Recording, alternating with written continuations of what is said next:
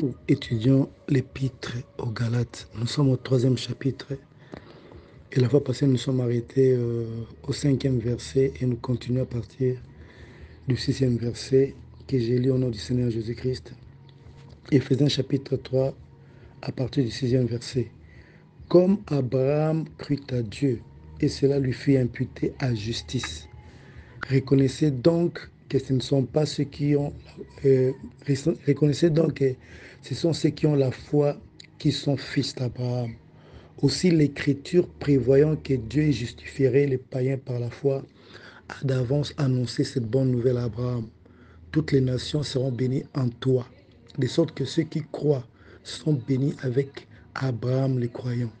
Car tous ceux qui s'attachent aux œuvres de la loi sont sous la malédiction. Car il est écrit, maudit est quiconque n'observe pas tout ce qui est écrit dans ces livres de la loi et ne le met pas en pratique. Et que nul ne soit justifié devant Dieu par la loi, cela est évident, puisqu'il est écrit, le juste vivra par la foi. Or, la loi ne procède pas de la foi, mais elle dit, celui qui mettra ces choses en pratique vivra par elle. Christ nous a rachetés de la malédiction de la loi, étant devenu malédiction pour nous, car il est écrit, maudit quiconque est pendu au bois, afin que la bénédiction d'Abraham eût pour les païens son accomplissement en Jésus-Christ, et que nous ressuscitions par la foi l'Esprit qui avait été promis. Donc, je m'arrête au verset 14. Et comme nous avons commencé à le dire, l'épître aux Galates vient clarifier les choses, expliquer les choses, expliquer la différence qu'il y a entre la loi et la grâce. Et quand nous lisons la Bible, nous constaterons que à chaque fois qu'il est fait mention de la loi, tout de suite après vient la mort. C'est la loi qui produit en fait la mort sur le plan spirituel. Mais à chaque fois qu'il est fait mention de la grâce, il y a la vie qui est proposée par la suite. Les jours où la loi est descendue, c'est les jours où il y a eu plus de 3000 morts. C'est un contraste avec les jours où la grâce est descendue et il y a eu 3000 sauvés. L'apôtre Pierre s'est levé, il s'est mis à parler de Jésus et ces jours-là, il y a plus de 3000 personnes qui ont été sauvées parce qu'ils ont reçu la parole et ils ont été nés de nouveau. Donc la vie a été produite symboliquement. Donc il y a eu 3000 personnes qui ont reçu la vie éternelle, les jours où la grâce descend sur la terre, les jours où le Saint-Esprit commence son œuvre de la grâce sur la terre. Et il y a eu aussi 3000 morts les jours où la loi est descendue sur la terre. Je n'aimerais pas vraiment entrer dans la profondeur de la parole pour expliquer certaines choses concernant la loi. Mais je dirais simplement, quand nous lisons la pensée globale de la Bible, nous comprendrons que Dieu n'avait pas l'intention de donner la loi. En fait, Dieu n'a pas donné la loi. Dieu est venu libérer des paroles. Il est descendu sur son peuple pour libérer ses paroles, dans l'espoir que le peuple recevra ces paroles par la foi, afin que ces paroles puissent les guérir. Ils avaient besoin de guérison spirituelle. Parce que la nature adamique, comme je ne cesse de le dire, a été contaminée par les péchés. Donc elle est devenue malade. Il fallait qu'il y ait guérison. Et Dieu apporte sa parole, libère sa parole pour apporter la guérison. Mais cette parole n'agit qu'auprès des personnes qui l'acceptent par la foi. Mais malheureusement, le peuple d'Israël, comme le dit l'apôtre Paul, n'a pas voulu suivre la voie de la foi. Ils ont fait de la parole de Dieu l'objet de leur propre glorification. Chacun a voulu s'efforcer d'appliquer cette parole alors que la parole a été proposée pour être reçue par la foi. L'apôtre Paul dit dans Romains 9, le païen qui ne cherchait pas la justice l'ont obtenu par la grâce. Mais les juifs qui cherchaient une justification, une loi de justice, ne sont pas parvenus à cette justice. Ils cherchaient une loi de justice parce qu'ils voulaient que chacun puisse produire les œuvres qui les qualifieraient à la justice de Dieu. Mais malheureusement, Dieu, connaissant la vraie réalité de l'homme, sachant que c'est la nature de l'homme qui a été déchue, c'est la nature qui a été contaminé par les péchés et qu'il faudrait qu'il y ait quelqu'un qui n'est pas contaminé par les péchés pour sauver tout le monde, alors Dieu n'a pas envoyé sa parole. Parce que ce sera quand même contre... au fait, s'il avait envoyé la parole sous forme de la loi, ce sera contraire à sa nature. Il sait très bien que l'être humain est incapable, à cause du péché d'Adam, d'accomplir la loi. Et il viendrait lui donner encore la loi pour qu'il puisse l'accomplir. Ça sera contradictoire avec le principe, même déjà avec sa nature. Il est le Dieu qui sauve. Il ne peut pas nous permettre de porter un poids qui nous dépasse. Il est écrit dans la Bible, aucune tentation ne vous est survenue qui n'ait été humaine. Dieu est fidèle. Il ne permettra pas que la tentation soit au-delà de vos forces. Mais avec la tentation, il donnera aussi le moyen d'en sortir, afin que vous puissiez la supporter. Le mot qui a été traduit par tentation est aussi traduit par difficulté, problème, obstacle. Donc Dieu ne permet pas, dans sa nature, il ne peut pas permettre que les problèmes qui nous arrivent soient au-delà de nos forces. Ça n'a jamais été dans ses intentions de permettre à ce que l'homme puisse porter un poids qui le dépasse. Or, avec la chute du jardin d'Éden, la nature humaine a été contaminée par les péchés au point que la loi devait être comme un poids, une charge qui dépasse les capacités humaines. Raison pour laquelle le Seigneur Jésus-Christ avait l'habitude de s'attaquer aux pharisiens en leur disant les jougs que vos pères n'ont pas pu porter, que vous-même vous n'arrivez pas à porter, vous les faites porter aux autres. Quel est ce joug dont parlait le Seigneur Jésus-Christ? C'était effectivement la loi. La loi était trop pesante par rapport à l'homme déchu. Parce que l'homme déchu avait sa nature contaminée par les péchés.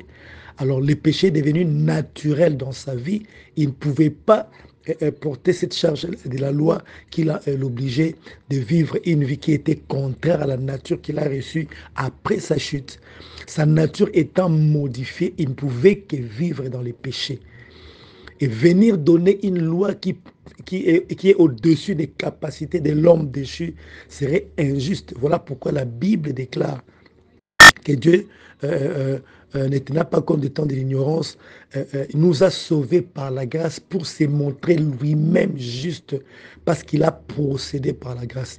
S'il avait procédé par la loi pour nous sauver, alors il aurait été injuste parce que dès le départ, il sait déjà que l'homme sera incapable de mettre en pratique cette loi. Donc là, il serait déjà en train de condamner l'homme pour l'éternité. Mais il nous a sauvés par la grâce parce qu'il connaissait l'état réel de l'homme. Malheureusement, la plupart des hommes qui ont reçu mandat de parler de la part de Dieu n'ont pas pris en compte cette réalité.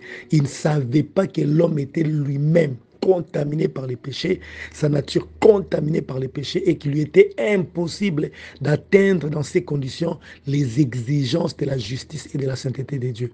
Voilà pourquoi Dieu est descendu pour libérer sa parole. Parce qu'il y a un principe qui dit, il libère sa parole et sa parole guérit. En libérant la parole, si les gens à qui cette parole est adressée la reçoivent par la foi, la parole peut produire la guérison en eux. La parole peut apporter des transformations. La transformation voulue par Dieu. Mais malheureusement, Israël n'a pas reçu cette parole par la foi, comme nous dit l'Épître aux Hébreux. Ils ont préféré transformer cette parole en loi. Et c'est ainsi que Dieu a laissé les choses faire, sachant réellement qu'ils n'arriveront pas à produire la justice, au fait, à atteindre les standards de la justice et de la sainteté, de sa sainteté. Dieu les a laissés faire jusqu'à l'époque de la Réformation. Christ arrive sur la terre. Il dit précisément ceci. Ne croyez pas que je sois venu pour abolir la loi. Je suis venu pour accomplir la loi. Parce que tant que la terre et le ciel subsisteront, tant que le froid et la chaleur subsisteront, il ne sera ôté aucun iota de la loi. Mais beaucoup de serviteurs de Dieu s'arrêtent là, alors que la pensée continue, jusqu'à ce que tout ne soit accompli. Vous vous rendez compte?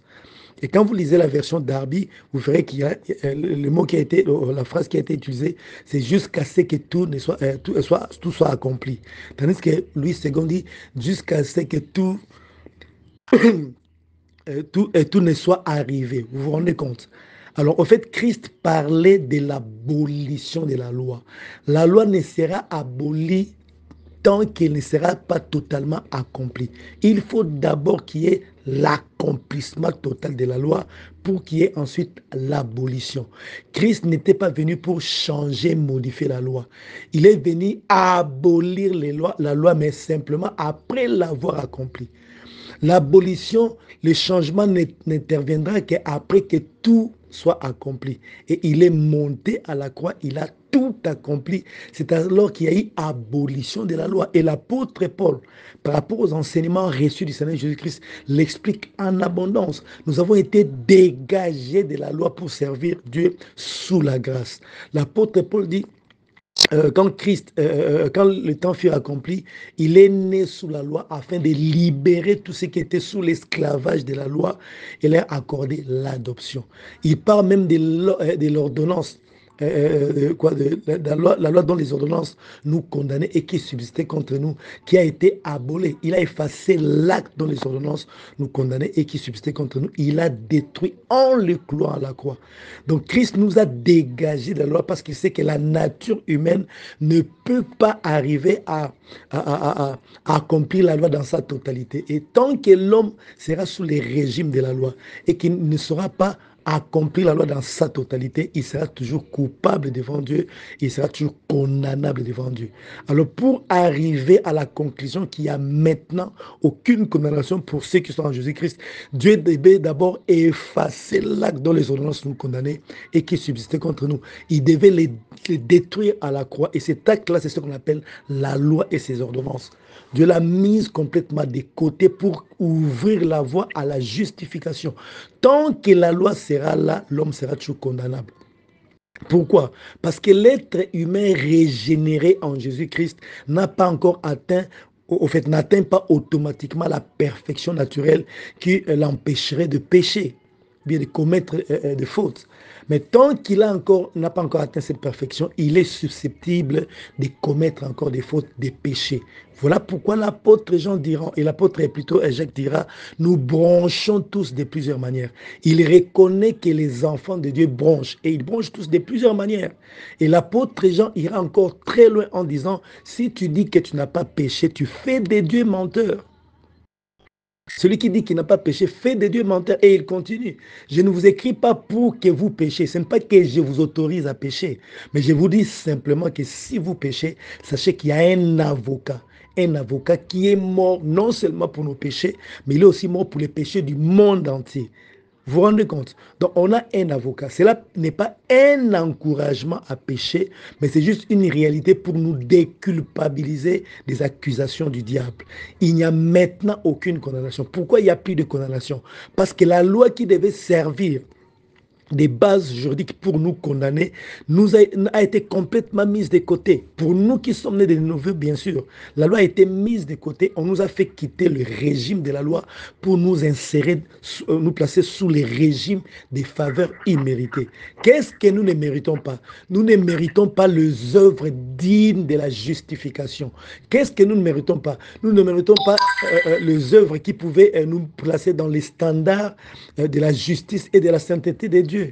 À celui qui fait une œuvre, le salaire est donné comme quelque chose qui est dû. Mais nous sommes de ceux qui ne sont pas parvenus à accomplir ces œuvres-là.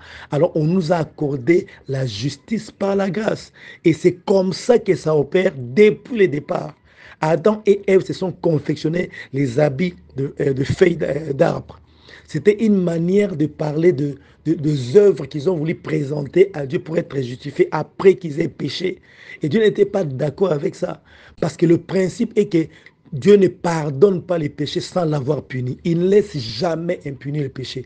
Si pour les êtres humains, il est possible de pardonner à quelqu'un sans l'avoir puni, ce n'est pas le cas avec Dieu. Dieu ne pardonne qu'après avoir puni. C'est ainsi qu'il leur a confectionné les habits des peaux d'animaux. Pourquoi? Parce qu'il est supposé qu'il y a un animal qui a été sacrifié à leur place afin que l'habit, sa peau puisse servir d'habit pour couvrir la nudité d'Adam et Ève. Donc Dieu les a revêtus de la justice qui est symbolisée par l'habit des peaux d'animal qu'ils ont porté. Parce que la justice a été toujours symbolisée par l'habit qui couvre notre nudité. Vous vous souvenez d'Éphésiens, l'apôtre Paul dit, il parle des armes spirituelles, il parle en termes de cuirasse. Mais dans d'autres passages, il parle en termes d'habits, de la robe blanche que nous avons rêvé, que Dieu nous a revêtue et qui représente la justice que Dieu nous rêvait. Au fait, après la chute d'Éden, l'homme ne peut être déclaré juste que par l'action de Dieu.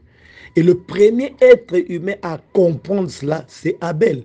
Abel n'a rien prophétisé, mais le Seigneur Jésus-Christ l'appelle prophète. Pourquoi? Parce qu'il a posé un acte prophétique. Cet acte, c'était d'accepter qu'il était un pécheur et qu'il ne pouvait être sauvé que moyennant les sacrifices d'une autre personne.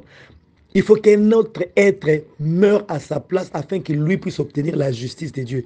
Et cela était symbolisé par le sacrifice de l'agneau. En fait, et lui et son frère Caïn ont reçu cette révélation selon laquelle on ne peut être sauvé que par l'action de Dieu, par l'agneau que Dieu pouvoira afin qu'il puisse sauver l'humanité.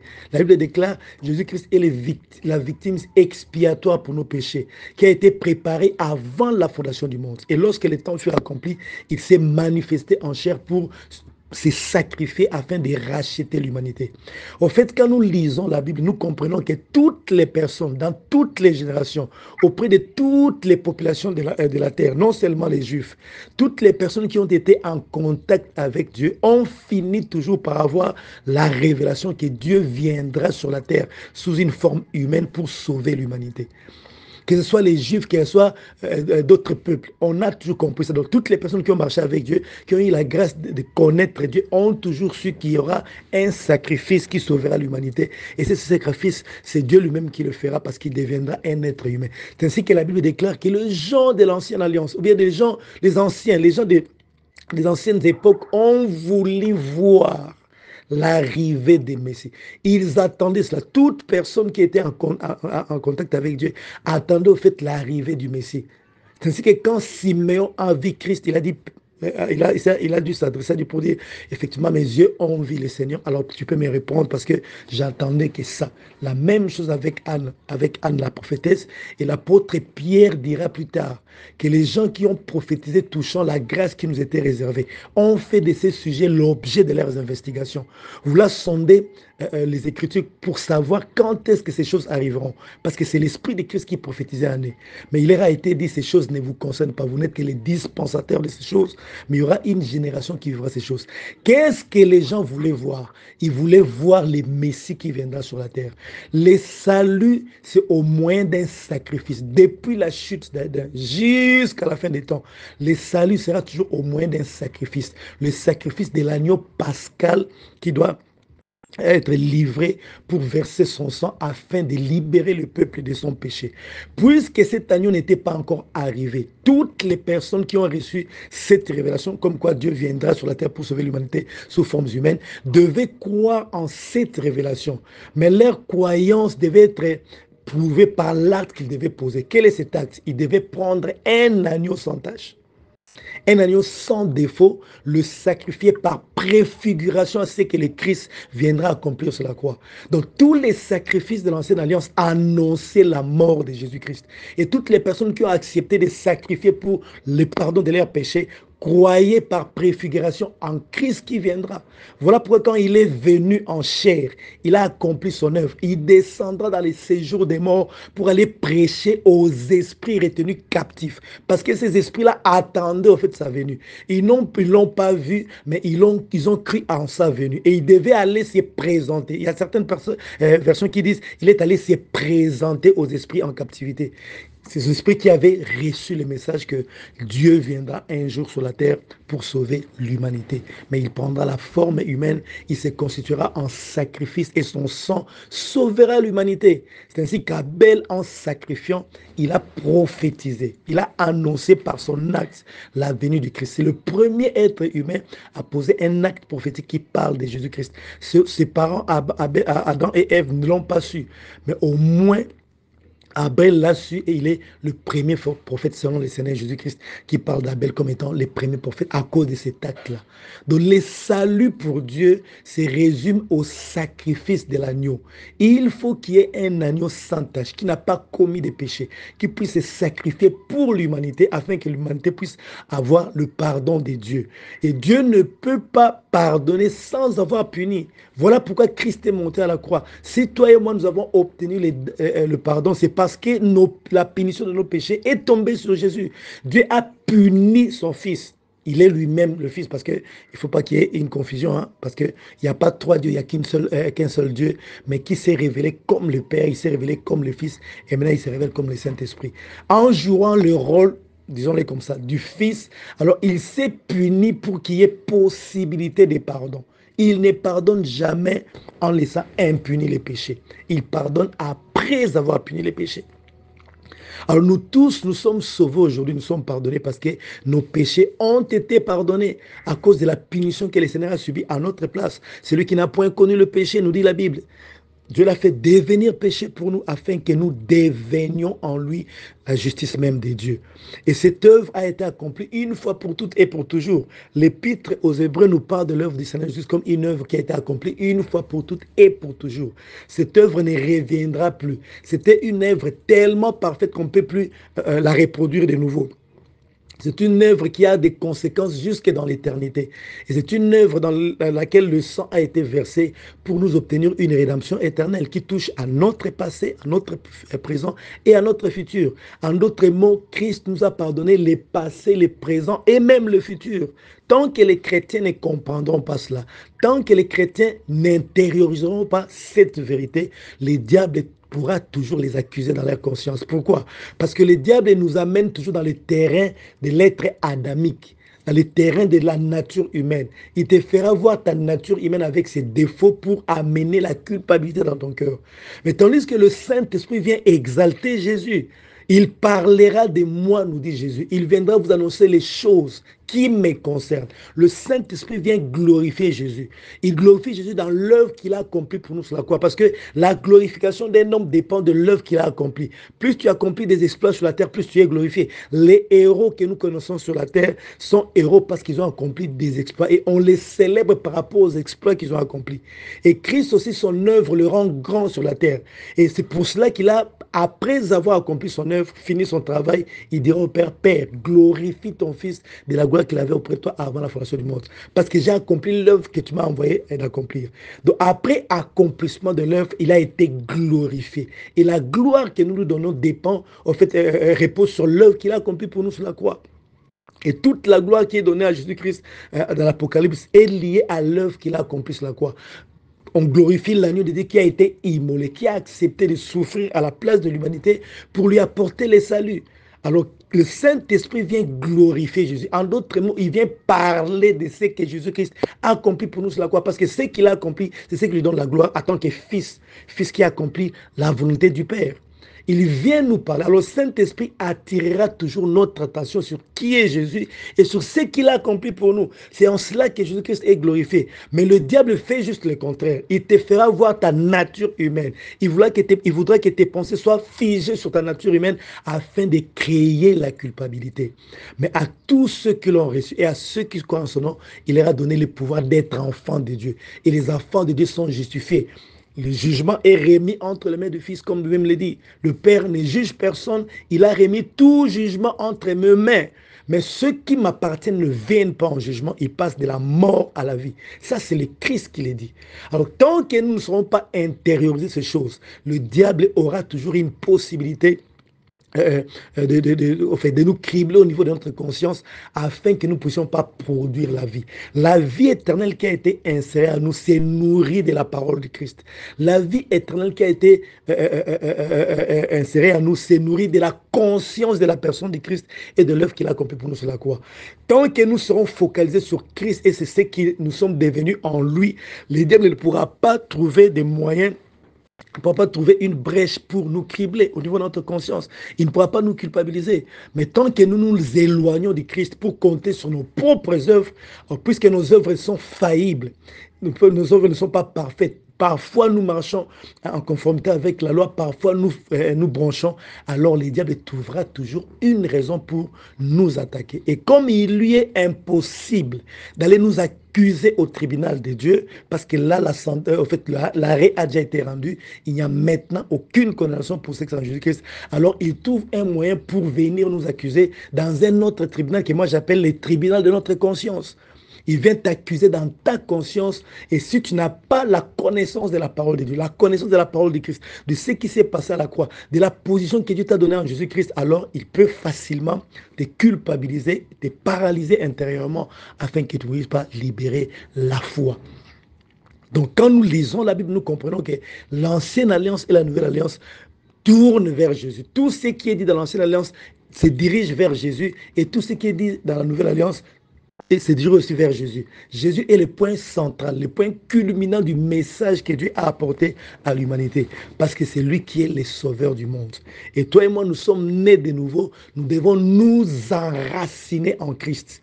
Enraciné en Christ. L'apôtre Paul dit dans Colossiens, soyez fondés et enracinés en lui.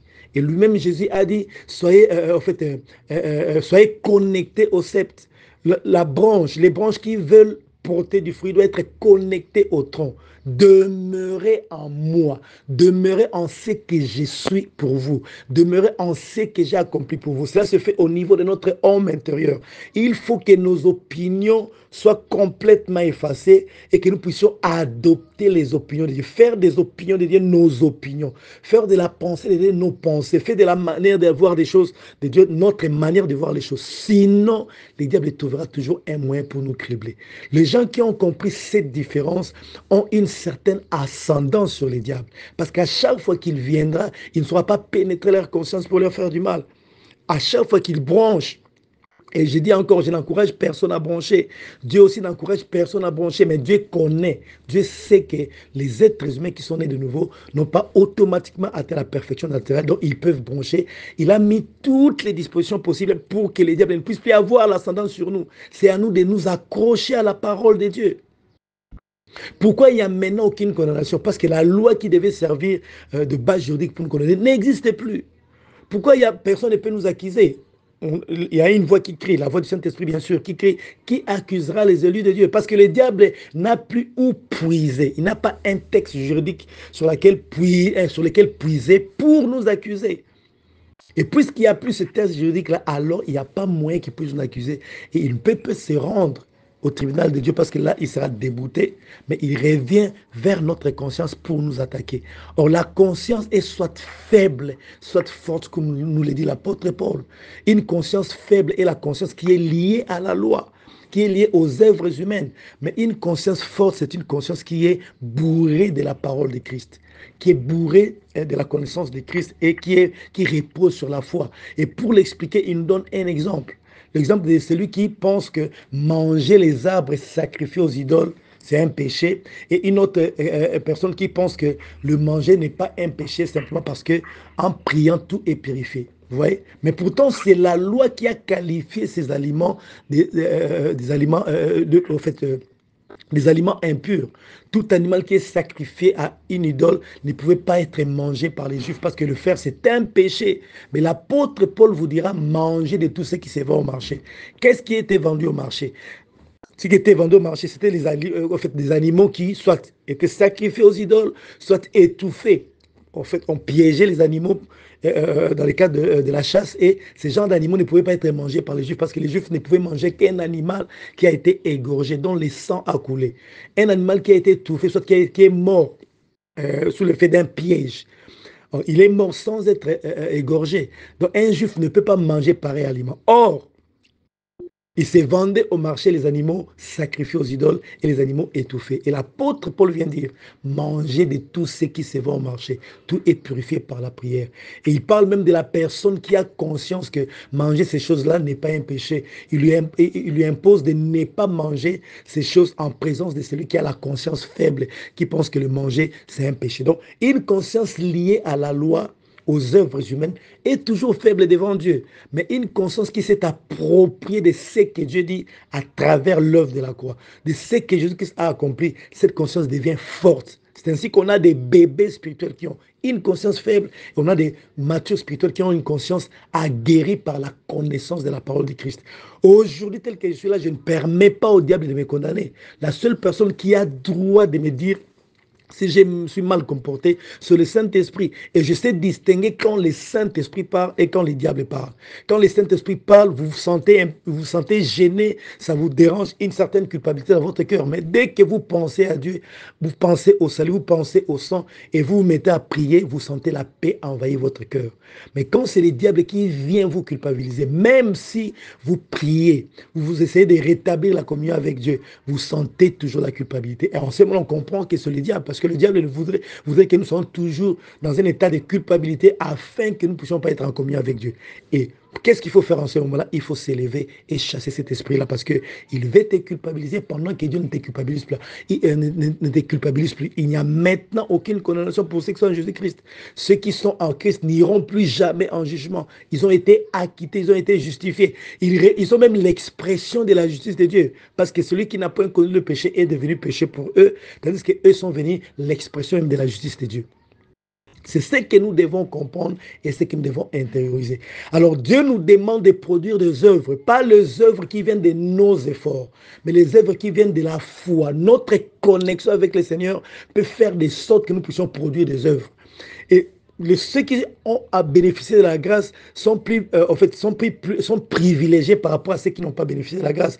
Parce que ceux qui n'ont pas bénéficié de la grâce, s'efforcent à produire les bonnes œuvres, alors qu'ils ne parviendront pas à produire la totalité des bonnes œuvres telles que demandées par la justice de Dieu. Mais tandis que nous avons l'aide du Saint-Esprit et notre foi peut faire de sorte que nous puissions produire les œuvres, marcher selon l'Esprit et vous n'accomplirez pas le désir de la chair. Quand nous marchons sur l'esprit, c'est alors que nous constaterons que nous n'arrivons plus à accomplir les œuvres de la chair. La méthode de Dieu, c'est de pousser les gens à marcher par la foi, à se voir par la foi pour que cette croyance-là, cette foi puisse produire ses effets dans leur vie. Dieu étouffe les péchés, anéantit les péchés par la méthode de la grâce, la méthode de la foi, parce qu'il est le sauveur du monde. Il n'anéantit jamais les péchés à travers la loi, parce que la loi n'a rien amené à la perfection, comme dit la Bible. La loi n'amène que la condamnation. Et au 6e verset, l'apôtre Paul continue pour donner l'exemple d'Abraham. Est-ce qu'Abraham a été justifié à cause de ses œuvres? Je ne pense pas, parce que l'épître aux Romains l'explique clairement. Dans le chapitre 4 du Romain, de l'épître aux Romains, l'apôtre Paul fait voir que Abraham n'a pas été sauvé à cause de ses œuvres, mais il a été sauvé il a été déclaré juste à cause de sa foi. Et ceux qui croient, ici dans Galates, il dit, comme Abraham crie à Dieu et cela lui fait imputer à justice, reconnaissez donc que ce sont ceux qui ont la foi qui sont fils d'Abraham. C'est nous qui sommes fils d'Abraham. Pourquoi? Parce que nous avons la foi d'Abraham. Il y a deux fils d'Abraham, deux catégories de fils d'Abraham. Il y a le fils d'Abraham selon la chair, il y a le fils d'Abraham selon l'esprit. Et quand Dieu lui a parlé de sa postérité, il en a parlé à deux dimensions. La dimension de la postérité, qui se trouve aussi dans les étoiles, la postérité qui est représentée par les étoiles du ciel, et la postérité qui est représentée par les sables de la mer. L'Israël, la postérité naturelle, c'est celle qui est représentée par les sables tout près de la mer. Mais tandis que la postérité des étoiles, c'est la postérité qui naît de nouveau en Jésus-Christ. Et toi et moi, nous faisons partie de la postérité d'Abraham, la postérité des étoiles, parce que nous sommes nés de nouveau en Jésus-Christ. Et l'apôtre Paul nous amène à reconnaître que ce sont ceux qui ont la foi, qui sont fils d'Abraham, qui sont cette postérité dont parlait Dieu, depuis les origines des temps.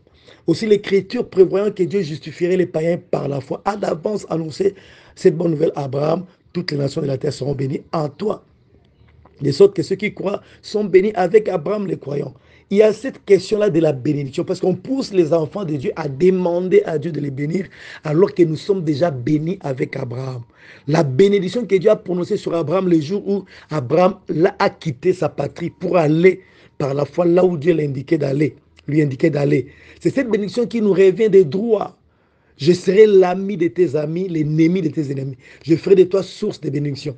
Toutes ces bénédictions nous reviennent de toi parce que nous sommes nés en Jésus-Christ. Et Jésus-Christ étant l'un des descendants d'Abraham, nous sommes entrés dans la famille d'Abraham par Jésus-Christ. Et nous sommes cette postérité des étoiles. Donc nous sommes la véritable postérité d'Abraham.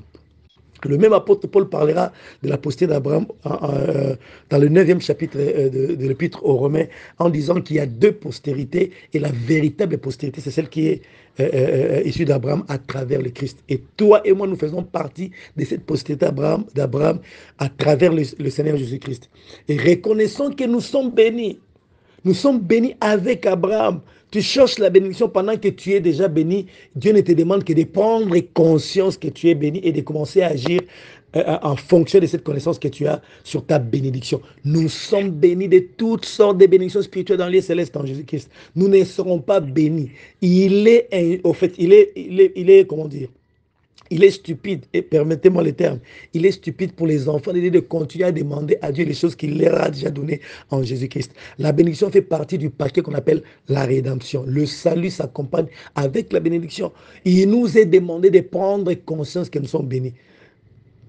Et en croyant que nous sommes bénis, nous nous mettrons en action et ces actions-là manifesteront notre bénédiction. Que le pauvre ne dise pas qu'il est pauvre, que le pauvre dise qu'il est riche. Pourquoi le pauvre doit dire qu'il est riche? Parce qu'il est déjà béni en Jésus-Christ. Quand bien même il ne vit pas encore la prospérité, la richesse, mais il est déjà béni, donc il doit changer son langage, commencer à proclamer ce qu'il est dans la sphère spirituelle, au lieu de proclamer ce qu'il vit dans la sphère naturelle. Ce qu'on est dans la sphère spirituelle, c'est ce qu'on a obtenu en Jésus-Christ. Et nous devons utiliser notre foi à la parole de Dieu pour ramener les choses qui sont spirituelles à se manifester physiquement. Je suis la tête, je ne serai jamais la queue. C'est ce que je suis spirituellement. Alors si même sur le plan naturel, je ne manifeste pas cette position, je dois maintenant m'accrocher à la parole de Dieu pour faire de sorte que cette position se manifeste sur la terre. Je suis en bonne santé quand bien même mon corps se sent malade. Alors c'est en voyant ma bonne santé qui m'a été donnée dans le monde spirituel que j'ai amènerai mon corps à suivre les rythmes, à être transformé de manière à vivre la bonne santé. Donc la foi voit la parole de Dieu, tandis que l'incrédulité voit la nature humaine. La foi voit ce qui a été déclaré à travers l'œuvre de la croix, tandis que les doutes voient ce qui est de l'ordre de la vie humaine. Or, la vie humaine ne peut pas nous pousser à vivre l'excellence de la vie que Dieu nous a préparée avant la fondation du monde. Nous ne pouvons y accéder qu'à travers la foi. La foi, non pas en nous-mêmes, la foi, non pas en nos œuvres, mais la foi en Christ, parce que Christ, il est la raison de Dieu pour nous sauver, la raison qui a permis Dieu de nous sauver.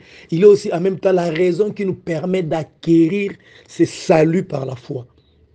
Il est au milieu, l'apôtre Paul dira quelque part, en ce qui concerne toutes les promesses, c'est en Christ qu'il y a le oui de Dieu. Et nous aussi, nous avons le courage de dire Amen, parce que nous sommes en Christ, parce que nous passons par le Christ. Parce que l'évangile qu'il a prêché, dans cet évangile-là, Christ n'a pas été oui et non à la fois. Il a toujours été oui. C'est ainsi que toutes les promesses de Dieu sont oui et amen en nous qui sommes nés de nouveau en Jésus-Christ. Alors nous devons toujours nous approcher de Dieu à travers Jésus-Christ. C'est ainsi que nous prions au nom de Jésus, non en nos propres noms. Nous devons toujours aller à Dieu en étant en Christ Jésus. Et en Christ Jésus, Dieu ne nous dira jamais non. Parce que nous sommes cette postérité d'Abraham à travers le Seigneur Jésus-Christ. Et nous sommes bénis avec Abraham les croyants. Donc nous devons tous reconnaître que ceux qui sont bénis, ce sont ceux qui croient en Jésus-Christ, parce qu'ils sont dans la famille d'Abraham les croyants. Et Dieu avait déjà prévu cela. L'Écriture a prévu que Dieu justifierait les païens par la foi, parce qu'il a déjà annoncé à l'avance à Abraham que toutes les nations de la terre seront bénies en toi. Et ceux qui croient sont bénis avec Abraham. Car tous ceux qui s'attachent aux œuvres de la loi sont sous la malédiction. Pourquoi sont-ils sous la malédiction? Parce qu'ils ne sauront jamais accomplir les exigences de la loi. La loi demandait à ce qu'elle soit appliquée à 100%. Toute personne qui obéit à la loi à 99,99% est considérée pécheur, comme toute personne qui n'obéit qu'à 1%. Donc que tu aies fait 1% ou 99%, peu importe, tu y es toujours considéré pécheur. Donc, tant qu'on n'arrive pas à accomplir toutes les exigences de la loi, les accomplir dans leur totalité, on est réputé pécheur. On est déclaré pécheur, on est considéré comme un pécheur. Et comme la nature humaine est incapable d'accomplir la totalité de la loi, donc tous ceux qui se confient à la justice de la loi sont sous la malédiction. Ils seront toujours sous la malédiction parce qu'ils ne parviendront pas à mettre en pratique la totalité de la loi. C'est ainsi que Dieu vient nous libérer de cette réalité, de cette situation, pour nous placer sous les régimes des faveurs. Au fait, je n'ai pas pu accomplir, quelqu'un d'autre a accompli à ma place et on m'impute sa justice. C'est ce que Dieu a accompli et c'est ce que tout le monde doit avoir en tête. On doit s'approcher de Dieu uniquement sur base de la personne du Christ et de ce qu'il a accompli pour nous sur la croix. Car tous ceux qui s'attachent aux œuvres de la loi sont sous la malédiction. Car il est écrit, maudit quiconque qui n'observe pas tout ce qui est écrit dans le livre de la loi. Et que nul ne soit justifié devant Dieu par la loi, cela est évident, parce que Dieu avait prévu que le juste vivra par la foi. Tout celui qui est juste par sa foi vivra. Littéralement, la phrase donne, tout celui qui est juste par sa foi vivra. La vie du juste, c'est une vie par la foi. La foi en ce que Dieu a dit. La foi en la parole du Christ. Moi, je crois à la parole du Christ et je me limite là. Dieu dit que je suis saint, je crois que je suis saint. Dieu dit que je suis capable de produire une vie de sainteté, je crois. En croyant, je finis par produire la vie de sainteté. Dieu dit que je suis capable de vivre dans la droiture, je crois en cela. Même si la nature humaine me fait voir que je suis incapable de le faire. Moi, je crois à la capacité de Dieu. J'appuie tout par celui qui me fortifie. Il me fortifie intérieurement à travers sa parole. Sa parole qui trouve sa place dans mon cœur me fortifie intérieurement et m'équipe pour que je sois à mesure de marcher dans la droiture, dans la justice, malgré les tentations, malgré les pressions de la vie. Donc nous sommes avantagés. Il est hors des questions de faire croire aux gens que quand on est sous la grâce, on doit pécher. Non, nous on ne peut pas pécher parce qu'on est avantagé par rapport à ceux qui sont en dehors de la grâce. Ils se battront avec leurs propres efforts, ils n'y parviendront pas. Mais nous, on a le Saint-Esprit, on a aussi la grâce de celui qui habite en nous, qui nous fortifie intérieurement et qui peut nous faire, qui peut nous pousser à dire, j'appuie tout par celui qui me fortifie. À vivre la sainteté, la sanctification par ses propres efforts, c'est pratiquement impossible. Mais quand on compte sur le Seigneur Jésus-Christ, on s'appuie sur le Seigneur Jésus-Christ en disant, je suis une nouvelle créature, alors moi je ne peux pas vivre l'ancienne vie que j'ai vue autrefois. D'ailleurs, la Bible déclare que le sang de Jésus nous a rachetés de la mauvaise manière de vivre que nous avons hérité de nos parents. La vie pécheresse, la nature humaine qu'on a héritée de nos parents, le sang de Jésus nous a délivrés. Alors moi, je me focalise sur ces passages. Je dis, Seigneur, je ne peux pas vivre dans le péché parce que le sang de Jésus m'a racheté de cette mauvaise manière de vivre. Où est l'efficacité de ta parole si cette parole ne s'accomplit pas dans ma vie? Donc, ma méthode, la méthode proposée par Dieu, c'est la méthode de la foi.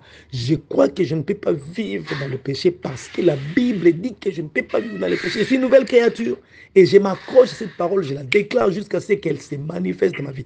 De la même manière que je demande toutes choses par la foi à Dieu et je m'accroche à la promesse de Dieu pour libérer la parole, déclarer la parole, prier jusqu'à ce que j'obtienne la chose, c'est de la même manière que je fais pour vivre aussi dans la sainteté. Parce que tout cela fait partie des promesses qu'il nous a données, de la provision qu'il nous a donnée.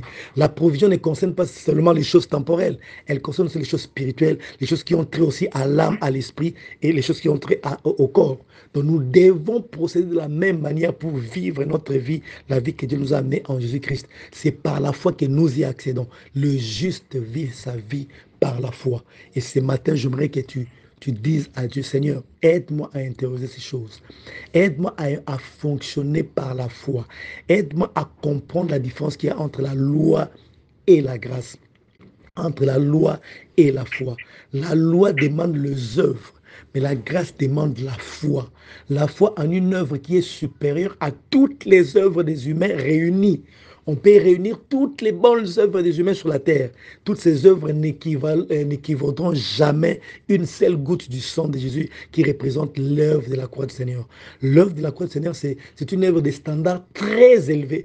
Des standards qui rencontrent la sainteté et la justice de Dieu. Et Dieu a jugé bon de nous l'imputer. Il nous a imputé cette œuvre-là, mais beaucoup de chrétiens continuent encore à chercher à se justifier, ou bien soit à plaire à Dieu à travers leurs propres œuvres qui sont insuffisantes, qui n'atteignent pas les standards même de la justice et de la sainteté de Dieu. Alors ce matin, j'aimerais que tu sois rassuré.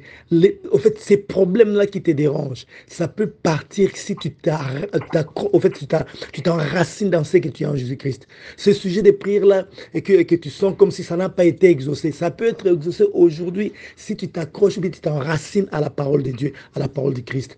Ces problèmes-là qui ne trouvent pas de solution, la solution peut être trouvée aujourd'hui, parce qu'en fait, la solution ne dépend pas de tes œuvres. La solution dépend de l'œuvre du Seigneur Jésus-Christ qui nous a justifiés et qui nous permet d'obtenir tout dans la provision de Dieu.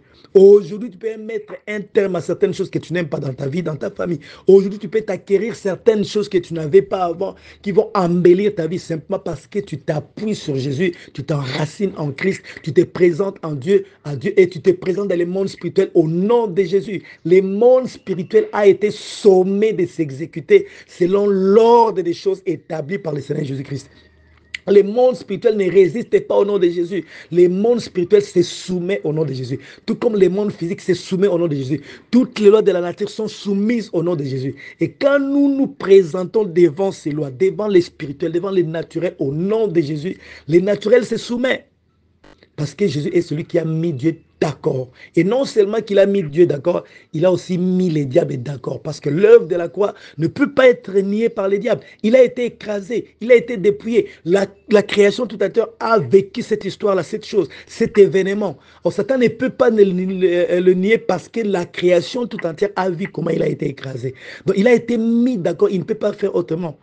Et quand on dit au nom de Jésus, il se soumet. Pourquoi? Parce qu'il ne peut pas échapper à l'œuvre qui a été accomplie à la croix, à l'œuvre du Seigneur Jésus-Christ. Et je t'invite aujourd'hui à voir ta vie en couleur, à voir ta vie prospérer, te voir en bonne santé, voir ta vie réussir, parce que tu as raison. La raison, c'est Jésus-Christ qui est monté à la croix, qui est mort à ta place et qui t'a donné sa justice aux yeux de Dieu. Tu resteras toujours juste parce qu'il n'y a aucune condamnation pour ceux qui sont en Jésus-Christ. Il t'a lavé une fois pour toutes et pour toujours et il te voit saint, irrépréhensible et sans reproche. Tu es sans reproche par le fait de l'œuvre de Jésus-Christ, par le fait du sang de Jésus-Christ. Tu resteras toujours sans reproche aux yeux de Dieu. Ce matin, tu es sans reproche. À midi, tu seras sans reproche. Le soir, la nuit, à chaque instant, tu seras sans reproche. Parce que Dieu a décidé de te pardonner le passé, le présent, le futur. Mais il a laissé dans ta conscience cette possibilité de t'attrister pour que tu ne puisses pas dépasser les bornes. En fait, Dieu ne voudrait pas que tu puisses commencer à pécher volontairement. Voilà pourquoi ta conscience, des fois, te dérange. Ce sont des bornes que Dieu a placées pour que tu n'ailles pas au-delà. Parce qu'en nous sauvant, il n'a pas encore ôté les mal du monde. Le mal est encore là. Mais Dieu veut que nous puissions pas aller au-delà des limites. Sinon, ça sera ce qu'on appelle le libertinage. Dieu ne nous a pas appelés au libertinage, mais il nous a appelés à la liberté. Est-ce que tu peux incliner ta tête et commencer à dire merci à Dieu pour le pardon qu'il t'a accordé, pour la justice que tu as obtenue, pour la position qu'il t'a donnée à Jésus-Christ, pour t'avoir placé sous les régimes de faveur. Tout ce que tu auras, tu l'auras par faveur. Et tu as droit à toutes ces choses parce qu'on t'a accordé la faveur d'avoir droit à toutes les bénédictions de Dieu. Qu'est-ce qui tracasse ta vie? Qu'est-ce qui dérange ta famille? Qu'est-ce qui ne marche pas? Quelles sont les questions qui n'ont pas de réponse dans ta vie? Ces questions-là ont déjà été répondues. Dieu a déjà répondu à toutes ces questions. Ces problèmes ont déjà été résolus à la croix. Il ne te reste plus que d'aller puiser dans la provision de Dieu à travers l'œuvre qui a été accomplie à la croix. Alors on peut tous prier maintenant. Si tu peux incliner ta tête et commencer à dire à Dieu merci parce que tu as été pardonné. La journée d'aujourd'hui, c'est une journée bénie pour toi. C'est toi qui es appelé à réussir. C'est toi qui es appelé à dominer. Tu es appelé à aller de l'avant. Tu es appelé à remporter des victoires aujourd'hui parce que tu as toutes les raisons. Et cette raison, c'est le sang qui a été versé à la croix. Élève ta voix, commence à bénir Dieu pour toutes les raisons que tu as, pour toute la réussite qui est devant toi, pour les succès que tu auras aujourd'hui. Bénis Dieu pour la vie abondante qui coule de tes seins, comme dit la Bible. Proclame la parole de Dieu. Prions au nom du Seigneur Jésus-Christ. Seigneur, nous te bénissons ce matin parce que tu restes notre Dieu et ta parole est véritable. Ta parole ne changera jamais. Ta parole a autorité sur nos vies. Ta parole a autorité sur la création tout entière. Ta parole s'accomplit toujours. parce que ce n'est pas un humain qui a parlé, c'est toi qui as parlé. Et tu dis toujours la vérité. Ta parole est vraie et digne de confiance. Merci pour la justice que tu nous as donnée. Merci surtout parce que tu nous aides à intérioriser cette justice. Tu nous aides à nous approprier cette justice. Tu nous aides à nous approprier la parole de Christ afin que nous soyons efficaces sur cette terre des hommes, afin que nous puissions libérer la foi et que nous puissions être un témoignage à l'honneur du nom de Jésus. Je te bénis parce que ce matin encore, je me rends compte de combien tu m'as aimé et tu m'as sauvé à cause du sacrifice de la croix. Aujourd'hui, il est hors de question pour nous de nous présenter devant toi avec nos œuvres. Nos œuvres sont insuffisantes. Nous nous présentons en toi avec l'œuvre de Jésus que tu nous as donnée. Tu nous as donné librement, Seigneur. Tu n'as pas hésité à le faire. Tu n'as pas hésité à sacrifier Jésus pour que nous soyons sauvés. Et nous décidons, Seigneur, de nous approprier l'œuvre de la croix parce qu'elle nous appartient, cette œuvre-là. Le Seigneur n'avait pas besoin de produire une œuvre pour être justifié. Il est juste, il est saint éternellement. C'est nous qui avions besoin de la justification. C'est nous qui avions besoin d'être justifiés. C'est ainsi qu'il est venu accomplir cela en notre place parce qu'on était incapable par notre nature adamique d'atteindre les exigences de la sainteté. Seigneur, merci parce que tu as réussi ta mission et moi j'ai pris l'engagement de me reposer sur ta parole. J'ai pris l'engagement de m'enraciner dans ta parole, de m'enraciner dans ta parole afin que je puisse vivre les effets qui doit produire ta parole. Je te bénis ce matin parce que c'est une journée merveilleuse que tu as créée pour nous. Elle sera pour nous un sujet de joie et d'allégresse. Et personne d'autre ne peut nous empêcher de vivre la joie que tu as prévue aujourd'hui. Parce que nous avons raison. C'est nous qui avons raison de prospérer. C'est nous qui avons raison de dominer. C'est nous qui avons raison de vivre dans la droiture, dans l'intégrité. Parce qu'on a été favorisés. Nous sommes dans un régime de faveur. La faveur va même nous pousser, nous aide à mettre en pratique ta parole. Même la mise en pratique de ta parole, c'est une faveur que tu nous as accordée. Nous pouvons que produire une vie digne de la repentance. Nous pouvons que produire une vie digne de la sainteté, de la justice, parce que nous avons été favorisés à vivre dignement. Nous avons été favorisés à vivre dans la droiture, dans la justice, dans l'intégrité. Nous avons été favorisés à vivre dans la sanctification. Nous avons cette faveur-là. Et on ne peut pas vivre une autre vie à part cette vie-là. On ne peut que triompher de nos ennemis. On ne peut qu'écraser Satan parce que nous avons été favorisés. L'œuvre de la croix nous a complètement justifiés et tu ne tiens plus compte de nos œuvres pour nous justifier, mais tu tiens compte de l'œuvre du Seigneur Jésus-Christ. Seigneur, je te bénis parce que je suis juste du matin jusqu'au soir. Je le sais. Ce ne sont pas les faiblesses adamiques qui changeront ton point de vue. Ton point de vue est qu'il n'y a maintenant aucune condamnation pour nous qui sommes en Jésus-Christ. Aujourd'hui, le diable a perdu tous ses moyens d'accusation dans ton tribunal et je ne lui permettrai pas, Seigneur, de venir m'accuser dans ma conscience. La seule personne qui a droit à parler à ma conscience, c'est le Saint-Esprit. C'est lui seul qui a droit de parler à ma conscience et c'est lui seul que j'écoute. Merci parce que tu m'aides à ne pas écouter les diables. Tu m'aides à figer mon regard sur Jésus. Comme il a dit comme tu as dit à Nicodème, l'heure vient où le Fils de l'homme sera élevé comme les serpents d'airain dans le désert. Tout celui qui fixera son regard sur Jésus sera sauvé. Peu importe le venin du serpent qu'il a mordu, il sera sauvé de ces venins. Merci parce que nous sommes sauvés de venin qu'il y a dans ces mondes. Merci parce que nous sommes sauvés des attaques de Satan. Nous sommes sauvés de tout cela et nous nous reposons en toi pour continuer à vivre ta bénédiction. Nous nous reposons en toi pour continuer à vivre la grâce que tu nous as accordée en Jésus-Christ. Seigneur, je te bénis parce que nous sommes forts, nous sommes puissants. Les attaques de Satan ne pourront rien faire contre nous. Les accidents, les empoisonnements, l'envoûtement ne peut absolument rien contre nous parce que nous sommes sous un régime de faveur. Ce régime de faveur ne permet pas à ce que les gens puissent avoir l'ascendance sur nous, puissent avoir les dessus sur nous. Et nous ne sommes pas seuls. Ce n'est pas seulement nous qui bénéficions de ces choses, même nos familles, parce que tu avais dit, si tu crois au Seigneur Jésus, tu seras sauvé toi et ta famille. Je n'accepte pas la maladie. Je n'accepte pas la stérilité. Ça n'a pas sa raison d'être dans nos vies. La stérilité n'existe pas. Ça n'a pas sa place.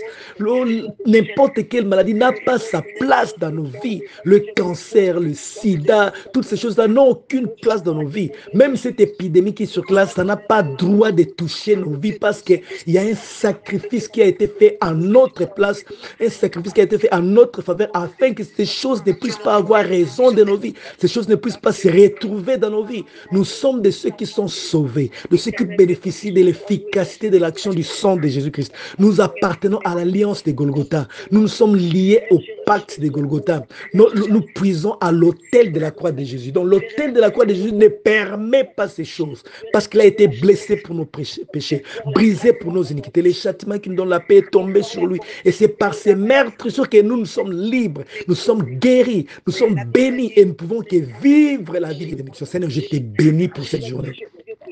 Je te bénis parce que je suis conscient de ce que tu as fait dans ma vie et je compte bien rester dans cette conscience-là. Je compte bien faire de sorte que mon regard soit figé sur ce que le Seigneur a accompli. Je ne compte pas sur moi-même. Je n'ai pas confiance en mes propres capacités. Je n'ai confiance qu'aux capacités que le Saint-Esprit produit en moi au nom de Yeshua HaMashiach.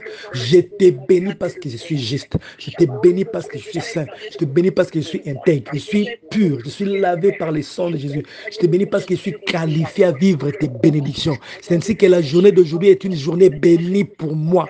Je ne vois aucune malédiction, je ne vois aucun empoisonnement, je ne vois aucun envoûtement. Il peut monter des stratégies. Satan peut monter des stratégies.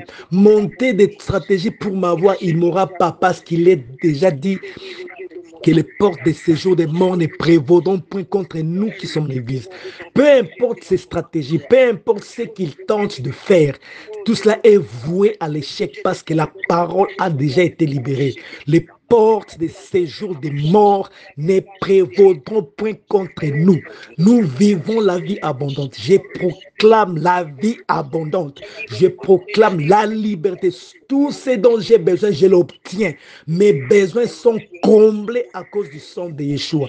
Je déclare que tous mes besoins sont comblés. Je ne peux pas rester pendant longtemps avec un besoin pour me chagriner. Non, non, non, non. Mes besoins sont comblés parce qu'en Christ Jésus, j'ai été complètement, je suis bénéficiaire, Seigneur, de ta provision pour tous mes besoins. Tu es plus grand que l'univers, tu es plus grand que tout, et tu es capable de combler tous mes besoins. Et ce matin, je proclame mes besoins comblés, mes besoins spirituels, mes besoins psychologiques, mes besoins physiques, mes besoins financiers, mes besoins dans chaque domaine, chaque aspect de ma vie sont comblés en Jésus-Christ. Je ne déclare pas ça sous forme d'un slogan. Je déclare ça sous forme d'appropriation. Ce que je déclare, c'est ce que j'obtiens. Ce que je déclare, c'est manifeste. Ce que je déclare, c'est matérialiste. Et je déclare que tous mes besoins, le plus petit comme le plus grand, sont comblés en Jésus-Christ. Je vis la satisfaction de tous mes besoins en Jésus-Christ parce que j'ai été privilégié à travers l'œuvre de la croix. J'ai été privilégié. J'ai été privilégié à vivre la vie abondante à cause de l'œuvre de la croix. Je ne lis pas mon progrès. Je ne lis pas ma prospérité. Je ne lis plus, Seigneur, mon bonheur à mes œuvres. Je lis mon bonheur à l'œuvre de la croix et personne ne peut me contester ce bonheur. Personne ne peut m'empêcher de vivre la vie abondante. Personne ne peut m'empêcher de vivre la bonne santé parce que ma bonne santé est liée à Jésus, est liée à son œuvre, est liée à ce que j'ai obtenu à travers l'œuvre de la rédemption éternelle par le sang de Jésus. Je proclame donc l'œuvre de la rédemption éternelle par le sang de Jésus. Je proclame cela. Je suis en bonne santé. Je ne tolère pas la maladie. Je ne tolère pas la maladie dans ma famille. Je ne tolère pas les divisions. Je ne tolère pas les dégâts du diable. Je ne tolère pas les sémences du diable. Je ne tolère pas les sémences du diable dans ma famille, dans mon entourage. Je ne tolère pas. Je ne les accepte pas. Je les détruis au nom de Jésus. Ça ne peut pas prospérer. Ça ne peut pas proliférer là où je suis. Parce que je suis dans un territoire qui est conquis par le Seigneur Jésus. Un territoire dont l'atmosphère ressemble à l'atmosphère du ciel. Et dans ce territoire que tu m'as donné, je ne permets pas au diable d'y fourrer son nez au nom de Jésus-Christ. Je ne permets pas au diable de régner, de s'aimer quoi que ce soit. Tout ce que le Père n'a pas planté dans l'esprit, dans l'âme et dans le corps est déraciné au nom de Jésus. J'ai le contrôle de ma famille par rapport à l'autorité que tu m'as donnée. Tu m'as établi sacrificateur de ma famille. Ainsi, en tant que sacrificateur, je proclame la bonne vie. Je proclame la sécurité. Je proclame l'atmosphère du ciel. Je proclame les vertus du sang de Jésus dans la vie de chaque membre de ma famille, dans la vie de chaque personne qui m'entoure, tous ceux qui sont de mon entourage, tous mes amis. Je proclame l'œuvre de la croix. Je proclame les vertus du sang. Je proclame la croix de Jésus-Christ dans leur vie, dans leur environnement, dans tout ce qu'ils font, dans leurs activités, au nom de Yeshua HaMashiach. Cette journée est une journée bénie pour nous. Nous triomphons de l'ennemi. Ce sont des occasions qui nous sont données pour triompher encore de l'ennemi, pour éclater la gloire du nom de Jésus. La journée d'aujourd'hui, je vis en paix. Je marche, je prospère. La maladie ne peut pas me toucher. La maladie ne peut pas, les épidémies qui circulent n'ont aucun pouvoir sur moi au nom de Jésus. N'ont aucun pouvoir sur ma famille. N'ont aucun pouvoir sur le mien. Toutes les personnes que je connais, toutes les personnes qui me connaissent, tous ceux de mon entourage ne peuvent pas être touchés par ces épidémies. Je libère ma parole au nom de Jésus-Christ. Je bénis l'église corps de Christ. Je bénis ma nation. Je bénis cette génération. Je bénis même mes ennemis au nom de Jésus-Christ. Tous ceux qui se lèvent pour me combattre, je les bénis au nom de Jésus-Christ. Je les bénis au nom de Jésus parce que leur combat me pousse vers un triomphe. Leur combat me pousse vers la victoire. Je bénis tous ceux qui s'acharnent contre moi. Ils sont en train de me pousser petit à petit vers l'accomplissement de ma destinée. Parce que j'ai été favorisé en Jésus-Christ. Et là, je te bénis pour la bonne santé. Je te bénis pour toutes les bonnes choses que tu as accomplies dans nos vies. Je te bénis, Seigneur, au nom puissant du Seigneur Jésus-Christ. Au nom puissant du Seigneur Jésus-Christ. Au nom puissant du Seigneur Jésus-Christ. Au nom puissant du Seigneur Jésus-Christ. Au nom de Jésus. Et maintenant, tu peux voir les choses, mon frère, ma soeur. Vois ta justice. Dieu t'a déclaré juste une fois pour toutes et pour toujours. Vois-toi en Christ, mon frère, ma soeur. En Christ, tu peux tout. Tu peux tout en Jésus-Christ. Rien n'est impossible à celui qui croit. Tout est possible à celui qui croit. Qui croit en quoi? En la parole de Dieu. La parole de Dieu, c'est la parole qui a créé toutes choses. Et tout s'incline sous l'autorité de la parole de Dieu. Vois, permets-toi de voir ce que tu cherches. Permets-toi de voir la beauté de la vie que Dieu t'a accordée. Permets-toi de voir la vie abondante. Mais vois pas les choses qui concernent Adam. Vois les choses qui concernent Jésus. Vois-toi dans la réalité du Christ. C'est ça la vraie réalité de ta vie. Même les démons le savent. Satan lui-même le sait. Voilà pourquoi il vient te combattre pour t'amener à ne jamais croire en Jésus-Christ. Il sait que tu es en Christ et qu'il y a des privilèges sur ta vie. Dieu a prononcé des paroles qui t'ont placé dans une sphère des privilèges. Tout ce que tu as, tout ce que tu auras, ce sont des privilèges que je t'ai accordés à cause de l'œuvre de la croix. Alors vois, tu te dois de voir les bonnes choses. Tu te dois d'accepter la bonne vie, la vie abondante, la vie éternelle qui a été placée à toi. N'accepte rien d'autre que ça. N'accepte pas l'échec, ne vois pas l'échec. Vois le succès parce que tu es sous les régimes des faveurs. L'une des faveurs qui t'ont été accordées, c'est de réussir en toutes les choses. Parce que Dieu t'a réconcilié avec lui-même, avec les éléments célestes, avec les éléments terrestres, avec les mondes spirituels. Tu es réconcilié, même avec le monde physique. Alors ne permets pas à tout ce qui est arrivé à cause du péché d'Adam de continuer de prospérer dans ta vie. Ça doit cesser. Parce que toi, tu es en Christ. Vois, et moi, je vais déclarer. Père, cette journée est bénie parce que tu nous l'as donnée. C'est ici la journée que le Seigneur a créée. Elle sera pour nous un sujet de joie d'allégresse. C'est ça notre réalité, c'est ça notre vie. Chaque journée que tu crées nous apporte l'allégresse. C'est pour nous un sujet de joie et d'allégresse. Et nous ne voulons pas discuter sur ça. Nous voulons seulement maintenir les choses telles que tu les as dites. Et par notre foi, nous déclarons que cette journée nous apporte la joie et l'allégresse. Chacun de nous doit progresser dans sa vie chrétienne. Chacun de nous doit progresser dans la vie de foi. Chacun de nous doit progresser dans sa vie, dans la vie nouvelle qui a été implantée en lui au nom de Jésus-Christ. Aujourd'hui, nous avançons, nos ennemis reculent. Aujourd'hui, la maladie disparaît. Cette maladie, cette anomalie, cette infirmité disparaît maintenant au nom de Jésus. Tu n'as pas ta place dans le corps. Tu n'as pas ta place. Tu n'as aucune raison. Nous, on a raison d'être en bonne santé à cause du sang de Jésus.